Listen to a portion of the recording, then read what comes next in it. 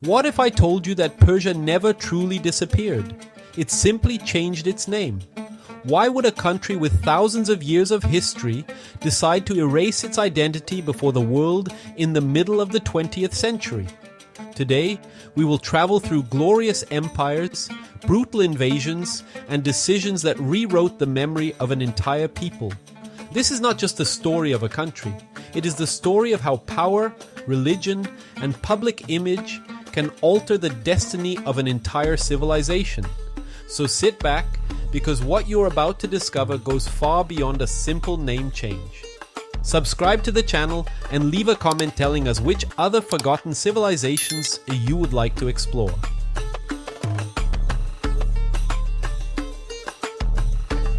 Imagine a land surrounded by towering mountains, scorching deserts, and ancient trade routes where more than merchandise flowed.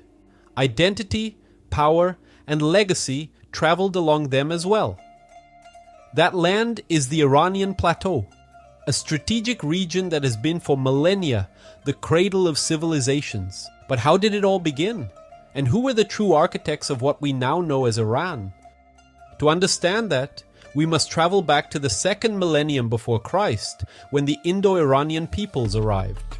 They were nomads who spoke Indo-European languages, distant relatives of those who centuries later would speak Latin, Greek, or even Portuguese and Spanish.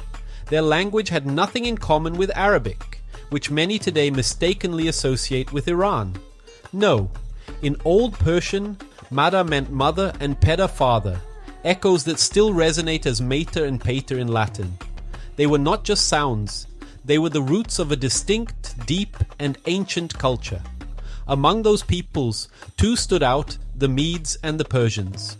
The Medes settled in the northwest of what is now Iran.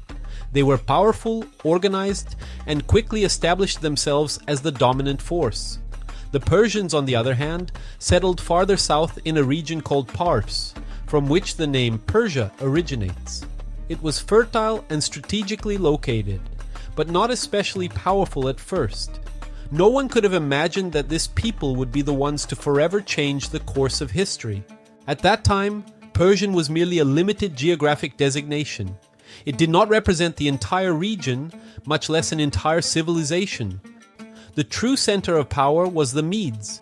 They founded the first major empire in that part of the world, long before the name Persia would be spoken in foreign courts or written in history books. But things were about to change.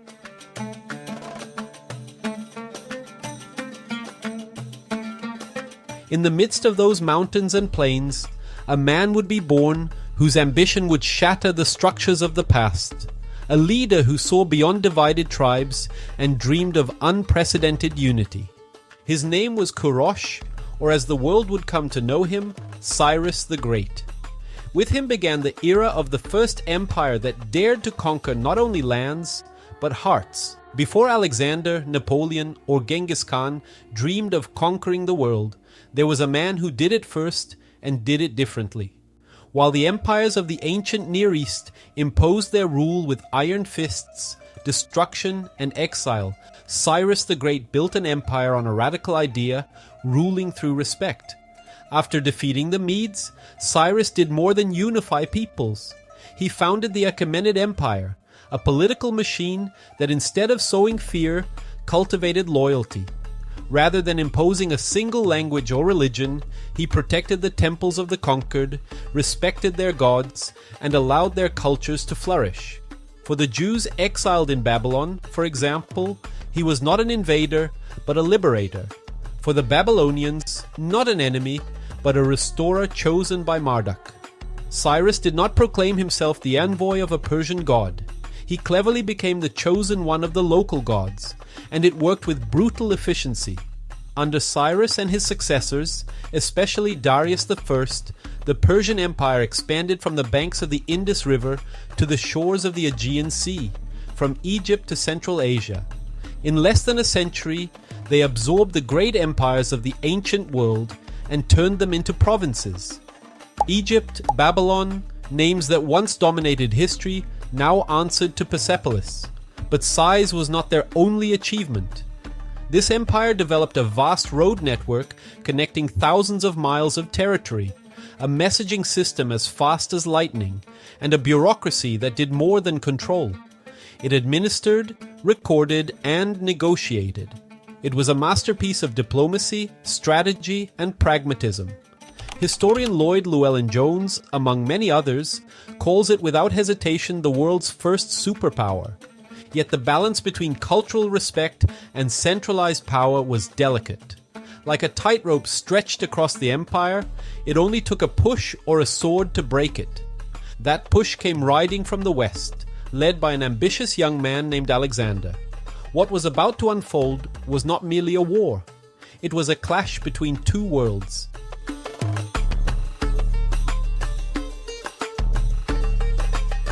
In the year 334 before Christ, a relatively small but disciplined army crossed the Hellespont heading east.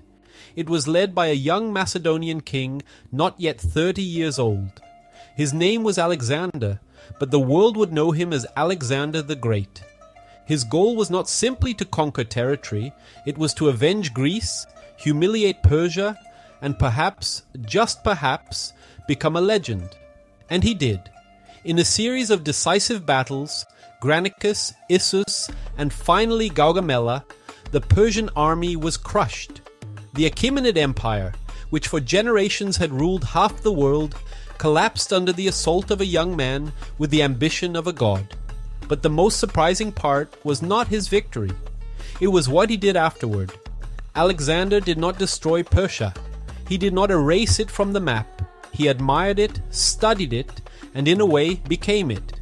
He married Persian princesses, wore Eastern robes, participated in Zoroastrian rituals, and began calling himself the legitimate successor of the Achaemenid kings. He preserved the Persian bureaucracy, ruled from Persian palaces, and for many Greeks, that was unforgivable. Within his army, this Persianization unleashed a storm. Generals and soldiers raised on Hellenic ideals saw his actions as a betrayal. Had they not come to destroy Persia, to free Greece from the Eastern yoke? Now their leader seemed to have fallen under the spell of Persian luxury, splendor, and spirituality. Internal tensions grew, and some began to conspire. But Alexander had a broader vision. He understood that ruling such a vast empire was not just a matter of swords. It was a matter of symbols, legitimacy, and fusion. He wanted to create a universal civilization where East and West could coexist. Perhaps he dreamed of being more than a Macedonian king. Perhaps he wanted to be eternal. His sudden death in the year 323 before Christ, at the age of 32, left that dream unfinished. With no clear successor, his empire was divided among his generals, the so-called Diadochi. The central region of the former Persian Empire fell into the hands of the Seleucids, descendants of Seleucus, one of his commanders. But Persia as an idea did not disappear. It simply slept, and soon new dynasties would awaken it, claiming for themselves the legacy of the ancient kings.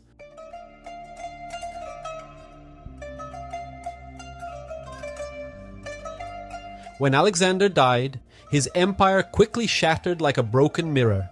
Yet within the scattered pieces, Persia remained alive. Under Seleucid rule, and later under the Parthians, the ancient Persian region never ceased to be coveted. Though kings changed, the cultural heart of the territory continued to beat strongly. It was only a matter of time before new Persians would reclaim their throne.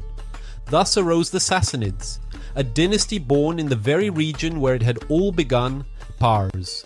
They claimed to be direct descendants of the Achaemenids and proudly restored many of their traditions. Under their rule, Zoroastrianism, the ancient Persian religion centered on the god Ahura Mazda, was reaffirmed as the state faith. Temples rose again, culture flourished, and Persia once more became an empire worthy of fear. But no power is eternal. In the 7th century, a new force was emerging from the Arabian Peninsula. It was Islam, and it did not arrive as a guest. It came as a conqueror. Within decades, Arab armies defeated the Sassanids and took control of the former Persian Empire. With them came new beliefs, a new language, and a new political order. Zoroastrianism was gradually displaced by Islam. Arabic became the administrative and religious language, and Persian began to absorb its influence, adopting words, styles, and structures.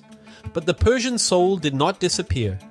It endured in its poetry, in its sciences, in its art, and even in the way it embraced the new without entirely abandoning the old.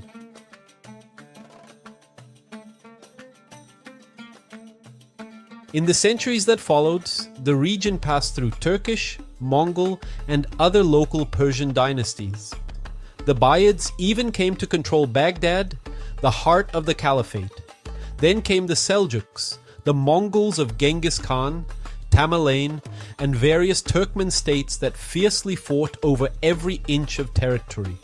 It was a chaotic chessboard where power constantly changed hands. Yet in that whirlwind of wars and conquests, something began to solidify. A Persian identity that, though now Muslim, distinguished itself from the Arab world. That distinction would grow stronger under a new dynasty that would not only restore political unity, but leave an indelible religious mark.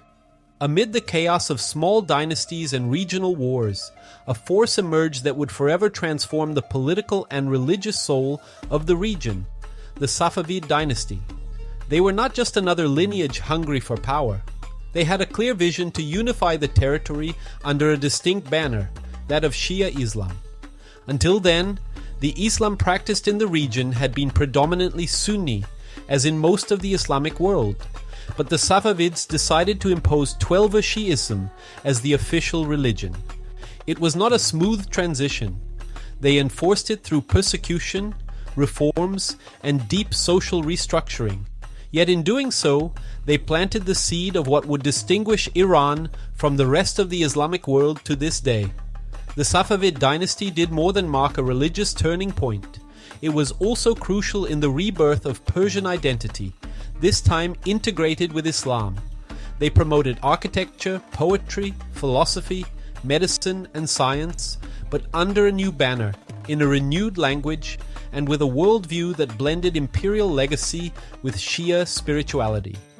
It was a new Persia with a different face. And with that new face, the term Iran began to reappear with greater strength. Derived from Aryanum, the land of the Aryans, the name had deep ancient roots, but until then, it had been used more within the country than abroad. In contrast, Persia, which originally referred only to a province, Fars, was the name by which foreigners had known the country since the time of the Greeks.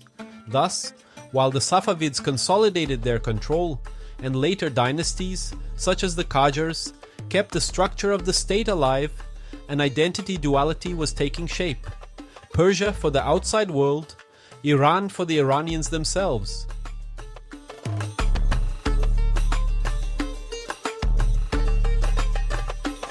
An ambiguity that was neither accidental nor permanent, because in the 20th century, with the arrival of a new monarch determined to modernize and westernize the country, that duality would be resolved, not through battles or treaties, but through a simple letter sent to every embassy in the world. For centuries, the world had known this ancient land as Persia.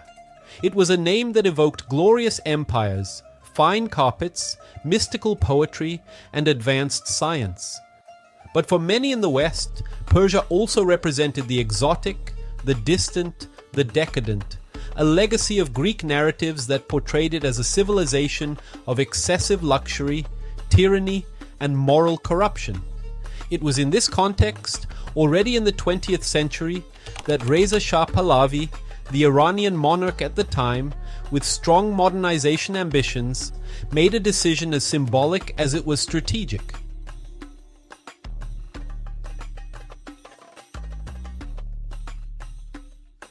In 1935, he sent a diplomatic circular to all foreign embassies, requesting that from that point forward, his country be called by its endogenous name, Iran. Why do it? It was not simply a matter of linguistic preference, it was an attempt to break away from the Orientalist vision that the West held of Persia, a label burdened with colonial connotations. By adopting Iran, a name that in Persian means the land of the Aryans or of the nobles, the country sought to project a new image, stronger, modern, and sovereign, a move of symbolic diplomacy. But not without controversy. Within the country, many intellectuals and citizens saw the decision as a betrayal. For them, Persia represented a glorious past. The Achaemenids, Darius, Cyrus, literature, medicine, the greatness of an empire that challenged the world. Abandoning that name felt to some like severing a legacy thousands of years old. But the decision stood. Iran would be the official name, and so it would appear in books, newspapers, and international treaties. Yet history did not stop there. In 1979, after a revolution led by Ayatollah Khomeini, the monarchy was overthrown, and the Islamic Republic of Iran was established. Relations with the West collapsed. Shi'ism became even more central, and the global perception of the country changed dramatically. Today, Iran evokes for many images of geopolitical tensions, sanctions, conflict, and fundamentalism. Meanwhile, Persia, ironically, has regained a romantic aura associated with lost grandeur, refined culture, and an almost mythical past. Two names, one land, and a constant struggle to decide how it will be remembered, because sometimes a simple name hides a silent war between what we were, what we are, and what the world wants to see in us. Thank you for watching all the way to the end. If you enjoyed this video and are passionate about this kind of content, subscribe to the channel so you don't miss upcoming videos and can discover more fascinating stories. See you in the next video.